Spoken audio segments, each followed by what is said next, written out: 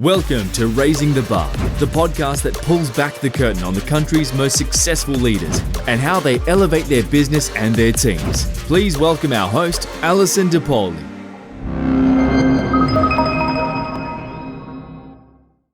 Hey everybody, welcome to a new episode of Raising the Bar with Alison DePauli, where we talk to CEOs who are raising the bar in their business and their life.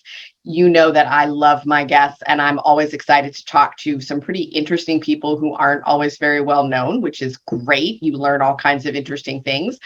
But today, not only do I have a CEO, but I have a woman who is going to change healthcare. And you know that's my other favorite subject. And also, if you've been around here for a while, that you know I firmly believe young women are going to save us from ourselves. So it is my pleasure today to introduce Jennifer Newell from Betty's Co., who I met a few years ago, who is going to save us and change the world. So thank you for spending a little bit of time with me today. I am so excited we finally got to talk to each other. I'm so excited too. Thank you so much for having me on it. It feels like it's been a long time coming, right? To finally be doing the podcast together. So thank you so much for having me. I'm excited. Well, I'm glad you are. And I'm so, I've been fascinated with Betty's Co. since I first heard the idea, which is a few years ago. You've got proof of concept. You've got some funding, some seed money. You've made huge progress in the last couple of years. And your subject is healthcare for young women. And you have a very firm belief about that. And I want you to tell us why. I do. Yes. So, really excited. So Betty's, I started Betty's. Goodness, I left my job in 2019 to start Betty's. I had this concept for it back in 2017. And we do gynecology, mental health, and wellness care for Gen Z women, so for younger women. And the real motivation behind this company, there are multiple layers to why I started it, but one of the biggest is my own personal experience as a young woman. So it's no secret, I've told you, I tell others, when I was 17 years old, I still hadn't started my period. And this is really unusual for, young women for whom the average age is 12. So by the time I was 17 and hadn't started, I had my first visit with a gynecologist, and I was very quickly diagnosed with a condition called premature ovarian failure, which just means my ovaries stopped working, and it left me unable to have biological children. It also left me needing some ongoing care that is relatively routine and easy to manage. The problem, though, is I had to enter into a healthcare system that did not know how to serve me as a younger woman well.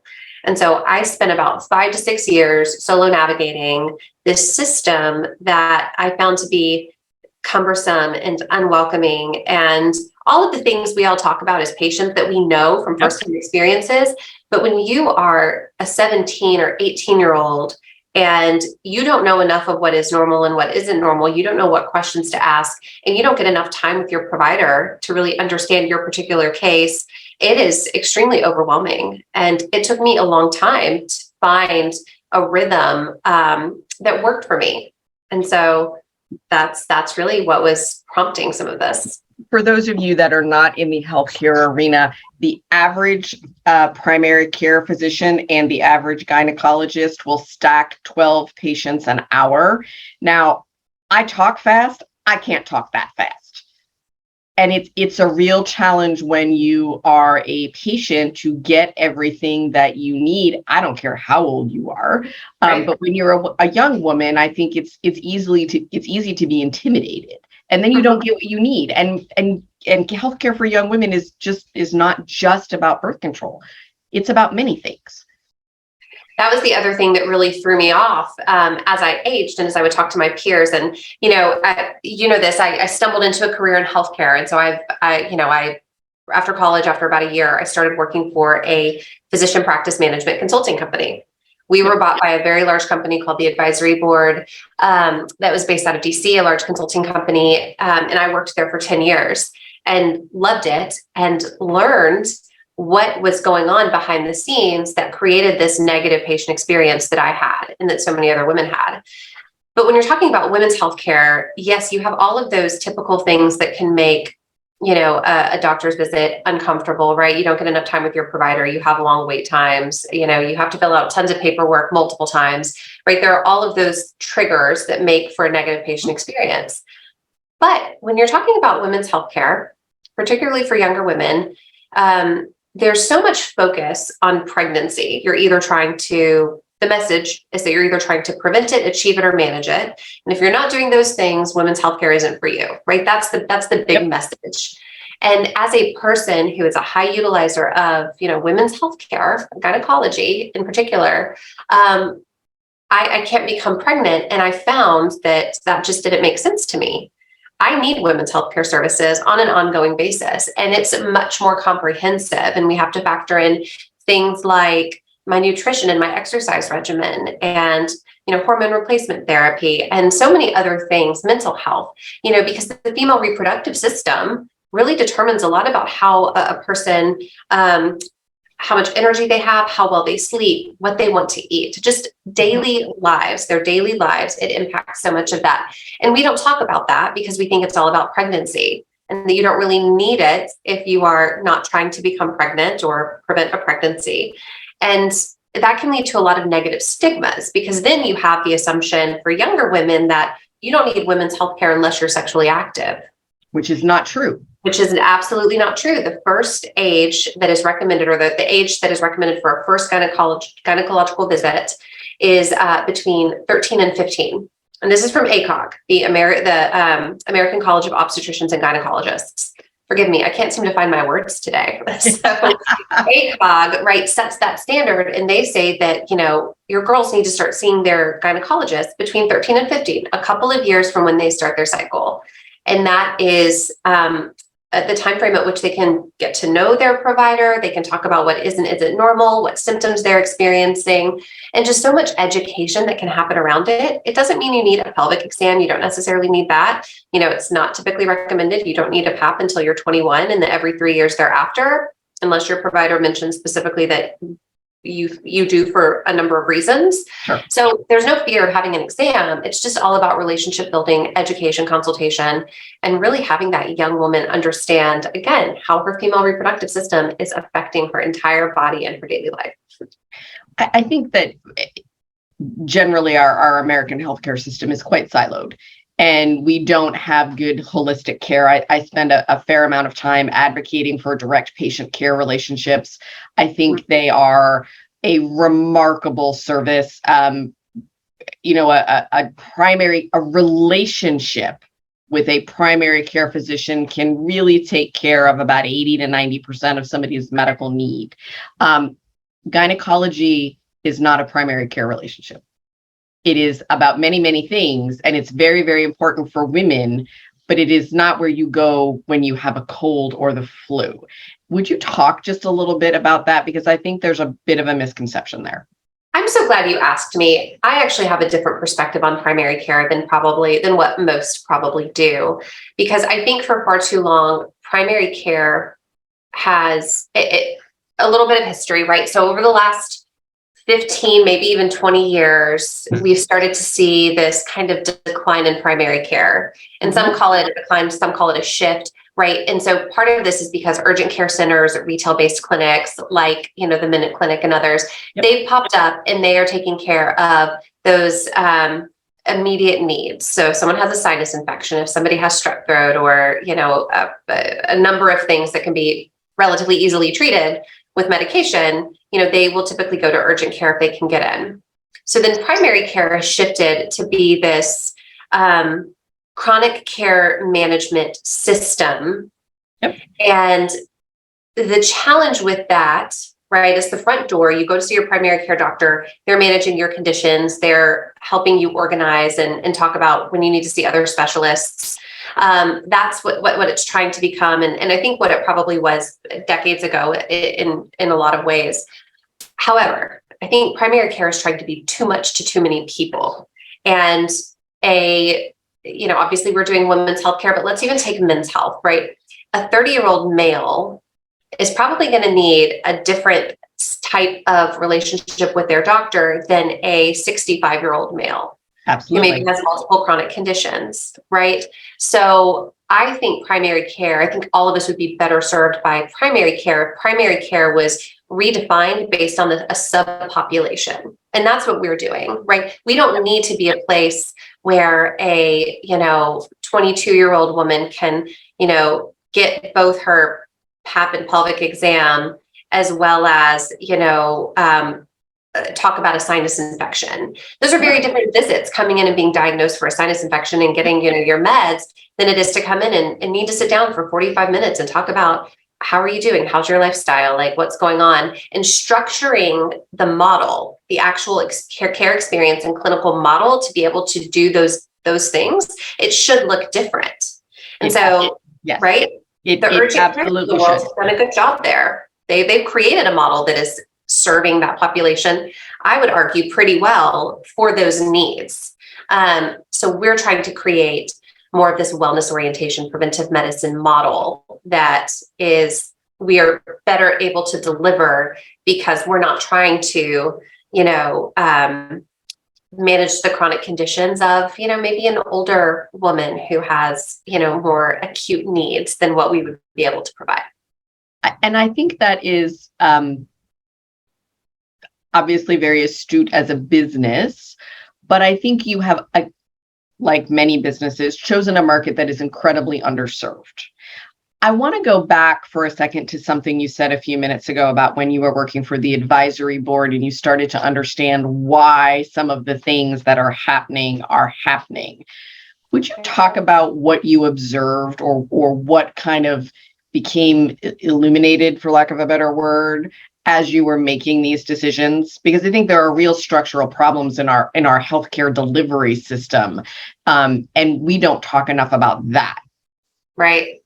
Well, I would say the number one thing is just the fee structure and the payment model, right? So even though we're moving to or trying in some cases to move to a system that's more value-based care, where reimbursement is more connected to clinical outcomes than it is to time, so fee for service.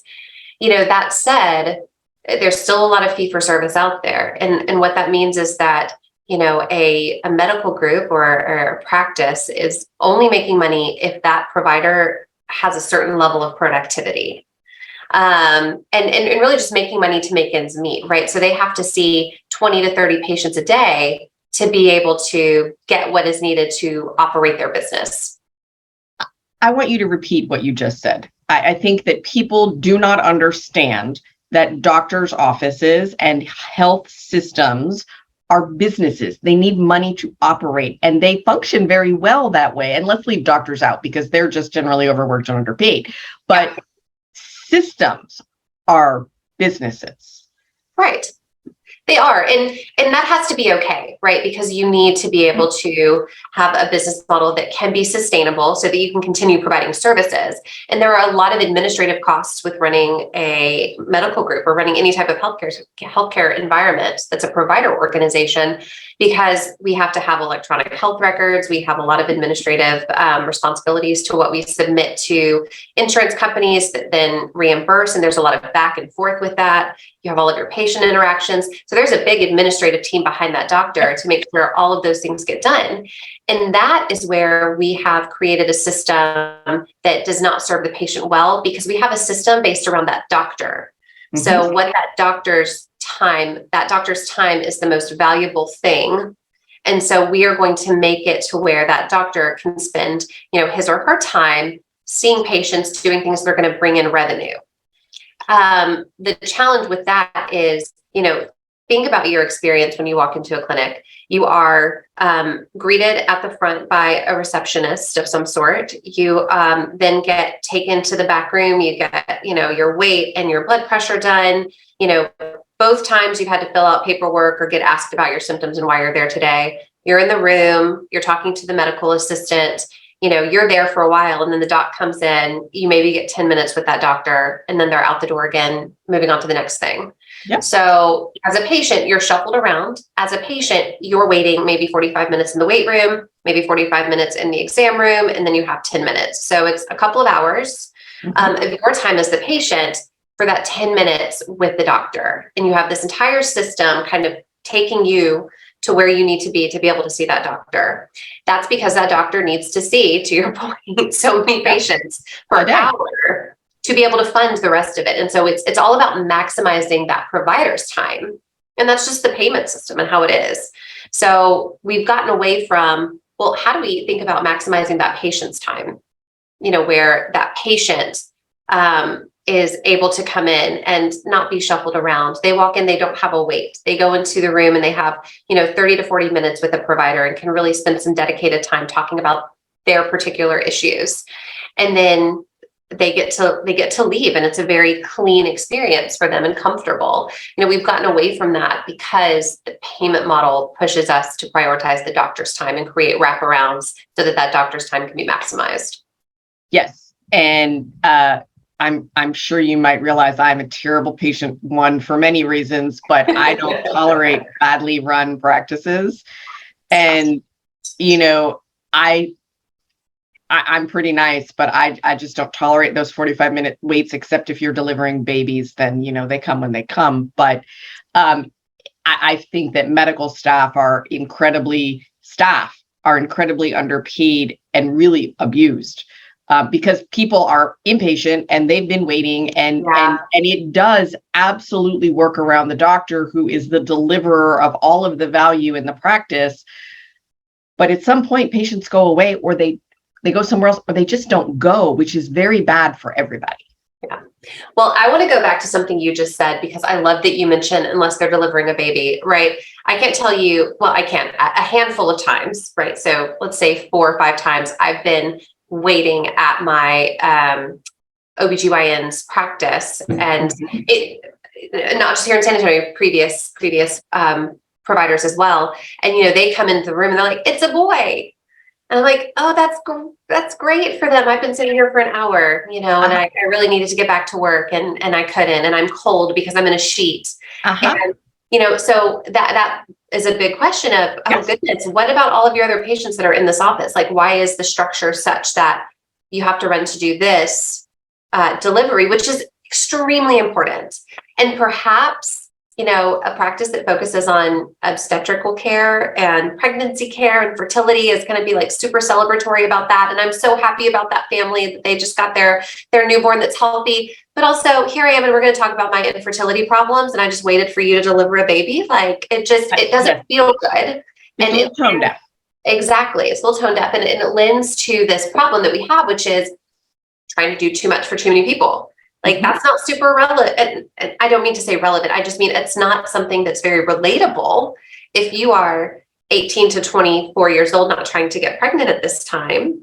And that's not even on your brain. It's not on your radar. It's not on your life plan for the next 5 years. And so, we need to start trying better to relate to those people that are underserved, which I do want to talk about in a minute.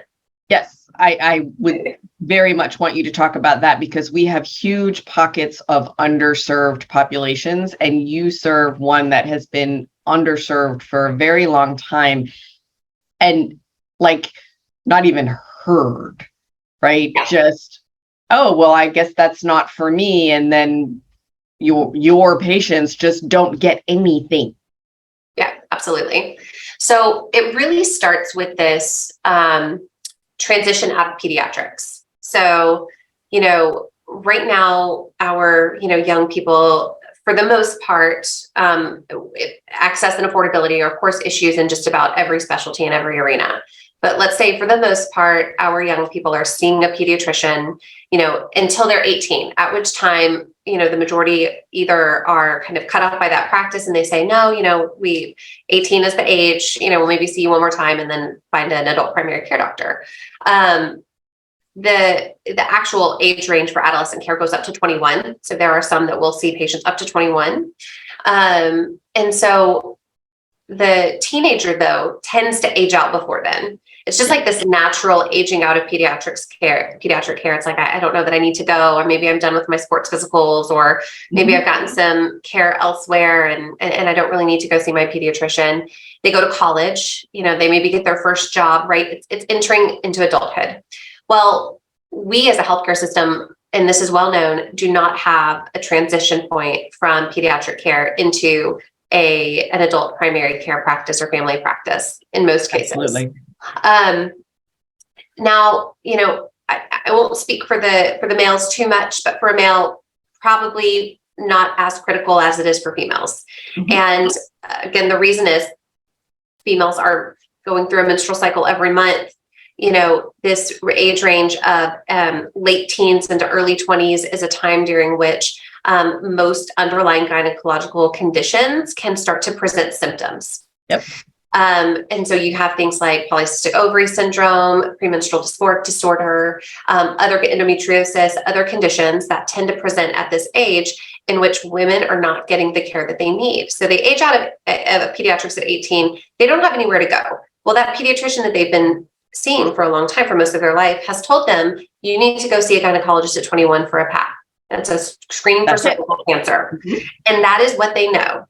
It's because that's the guideline that pediatricians practice under. Now, the guideline for gynecologists is 13 to 15. So at a minimum, you have an 18 to 21, a 3-year age gap, right? From ages 18 to 21.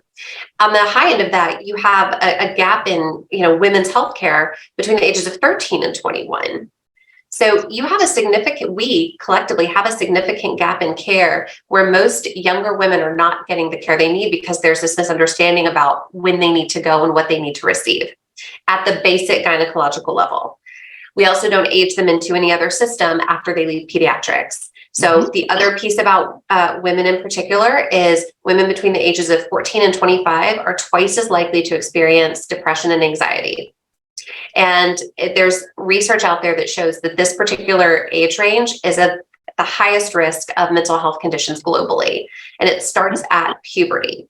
And so this group needs care. We assume that they're healthy, but the truth is they're really not. And so we have very few patients that come in to see into Betty's that don't have any problems. It's rare that we have patients that come in that don't have problems, that need some type of treatment or ongoing care. And so for women in particular, we really need to capture them in these adolescent years, these late teens, early 20s years, and make sure that they are getting ongoing care in a way that is going to, in an environment that they can engage appropriately with their provider. And that's what we're doing. I think that is the most important part. So young people are different from middle-aged people, are different from new parents, are different from empty nesters, are different from older people, and not all people will engage in the system in the same way. And if you're under 30, you don't really understand why this health system works the way it does at all, right? It's just I don't understand that, and I'm not going to engage it, right? So you have a couple of problems there. But from an employer perspective, I don't have a client, somebody we're talking to, friends that own businesses, that is not having a mental health issue on their job site. People are so incredibly stressed. It's it just doesn't let up. And I think for the most part, I'm not talking about acute mental illness, right? I'm talking about everyday depression, anxiety, and stress that has just ratcheted up over the last couple of years, and people don't know where to go with that. They don't know what to do with it, and I've seen some very creative solutions, including hiring a therapist to come on site, and that started as a once a month thing, and now is a once a week, and moving to a twice a week. Slots full, 8 to 5. That poor therapist at the end of the day has to be exhausted. And counselor. Yeah. But it's helping, right? It's right. Absolutely. To the problem. And, but young women face particular situations, I think, and I'm not going to speak for young man because I'm not a young man, but I was a young woman, and the stressors are very different. They're very subtle, and a little bit of guidance can go a long way. And you deliver that not just to an individual, but you help employers deliver that, and you help universities deliver that. Talk a little bit about that. Yes, that is the direction we're going. So for a little bit of background, we're based in San Antonio. Mm-hmm. We operate in kind of two settings. So we have a mobile clinic. And in this mobile clinic, we, for the most part, do comprehensive gynecology. And we also, in every visit, we screen across gynecology, mental health, and wellness. So we're doing screenings and conversations across all three specialties, really in every visit.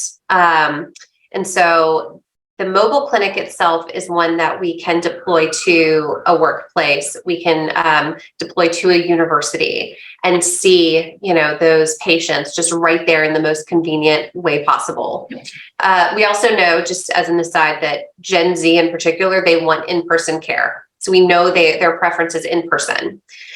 We do have a virtual care system. And so we have a virtual care platform that everything that faces the patient is custom to Betty, so that we've created this technology-driven experience. All of our counseling happens virtually. A lot of our gynecology happens virtually as well, which is doable, which surprises a lot of people, but you can do gynecology virtually. And then what we call our healthy living visits, where we talk about stress management and exercise and nutrition and sleep, those also happen virtually. So our virtual system is a little bit bigger than our mobile clinic and our in-person presence. So we have both. So I just wanted to mention that, because as we think about, and as we are starting in San Antonio to go work with universities and work with employers, we do a mix of virtual care and in-person care. So we can bring our mobile clinic on site for a few days a week based on the population of employees or students that are there, and really use that as the vehicle, no pun intended, to bring patients in, right? It's a very cool looking clinic. It's extremely comfortable to come in and have your services done there. So that's how we're pulling our patients in. And that's a great service for an employer and a university to bring to their campus, to say, we value you, employee, we value your time. We know that you're going to take a half a day off of work to go have your doctor's appointments. We'd rather you use that PTO for something that's going to be a little bit more, beneficial to just your overall work-life balance. And so we're bringing this provider on site to you so that you can have your essential services done right here. So that's the benefit of the mobile clinic. But because we have the virtual care system too, that's also a piece of it. So, we have those counseling visits, we have those healthy living visits that promote wellness in the workplace, so that we can, contract with employers to provide that combination care, using the benefits that they may already have. If they have a commercial insurance company, we take commercial insurance. But also if it's a self-pay employer, then, we can create packages that are going to be suitable for their employees and the demographics that we serve. I think that is incredibly forward thinking. I believe that as we move through the next few years, we are going to see employers sort of migrate from purchasers of insurance to purchasers of healthcare. And the more we talk about well-being and investments in well-being, I'm not a big one for the word wellness. I think, okay, we're all going to get a whistle and walk around the block, and that, okay. I like well-being too. Well-being, I think, is because you are talking about the well-being of a person. And I think when the well-being of that person improves, then you have better productivity, you have less presenteeism, you have less absenteeism. You really do affect an employer's business by having healthy, engaged, well persons. And you attract healthy, engaged, well persons when your workplace is that way, when that's your culture, and this is not an expensive initiative to do, and it, I think, can be very high value. And I think high value is very important in how we spend dollars moving forward. And one of my big concerns is that as we move forward through the next year, I think it's going to be a bit financially bumpy. Right? So what are some of the first things that go? The well-being, the self-care, I just have this minor little thing.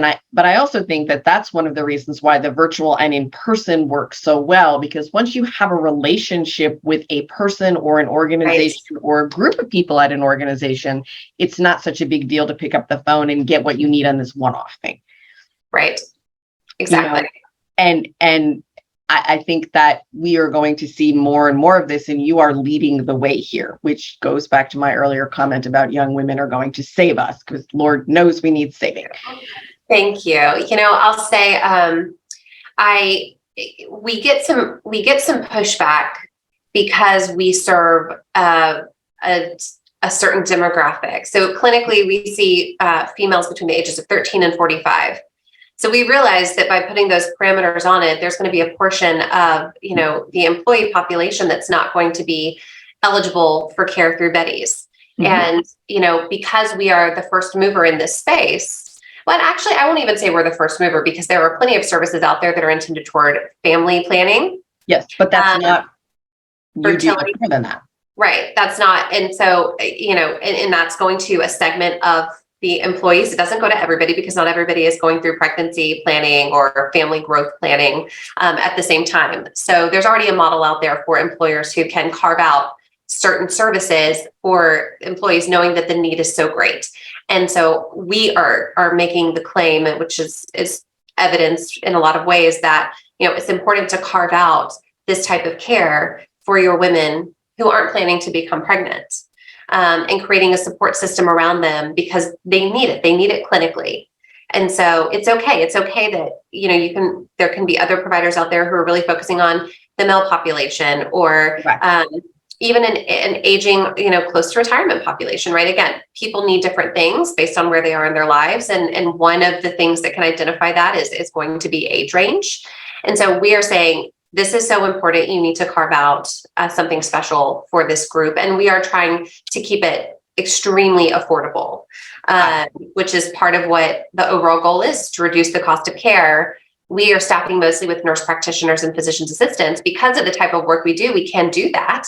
Yep. So we're able to keep our costs down compared to going to an OBGYN for a wellness visit. And so we think we can be a great partner for employers that are concerned about the cost of care, want to keep that down while still serving a certain niche of their employee pool.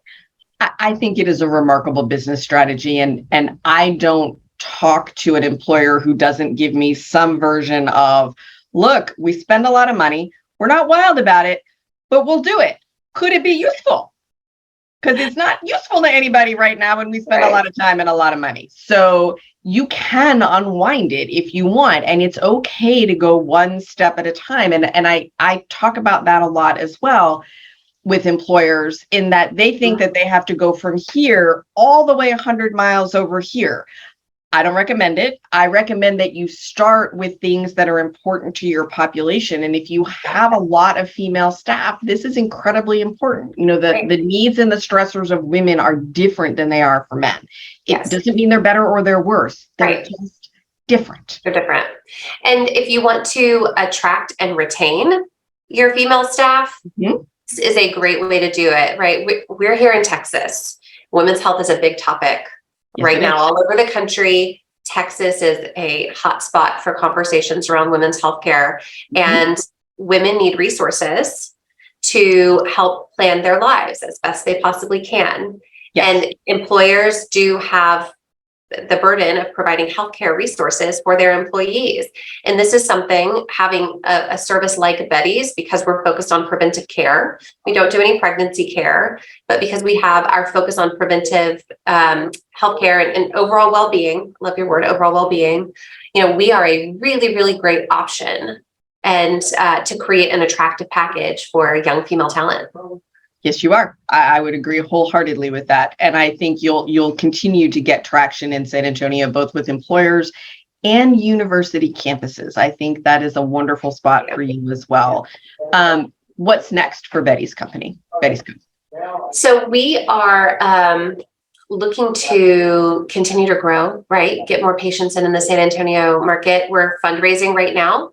So we are going and trying to get investors interested in Betty, so that we can continue to grow here in Texas, and start looking at what our next market is, and add another market close by, which we're really excited about. So the goal is that by the end of next year, we will have another mobile vehicle. We will have a widespread geography, and we will kind of blow up in the mental health and the virtual care space. So continued growth.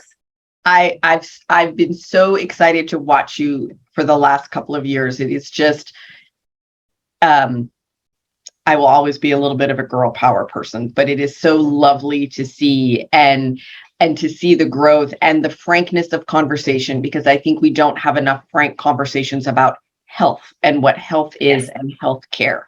And if people want to talk to you, where do they find you? Wonderful. Yes, please visit us. Our website is bettysco.com, bettysco.com. You can also find us on Instagram and Facebook and Twitter and LinkedIn. Everything is either Betty's Co or Betty's Health Co. Please, and feel free to reach out directly to me on LinkedIn. So as Allison mentioned, I'm Jennifer Newell. You can just kind of type that into LinkedIn, send me a direct message, and I'd love to connect. Well, thank you for joining us today. It has truly been a pleasure to talk with you. For those of you that are listening, leave us a review, give us a thumbs up. It really helps us spread the word about the show, and we get really interesting people, as you've just heard today. And we will see you next time. Thanks so much. We hope you've enjoyed this episode. Raising the Bar is powered by Altique Consulting, the country's leading independent expert in healthcare cost containment. Astute employers know there's a better way to offer health insurance, and we help them achieve it.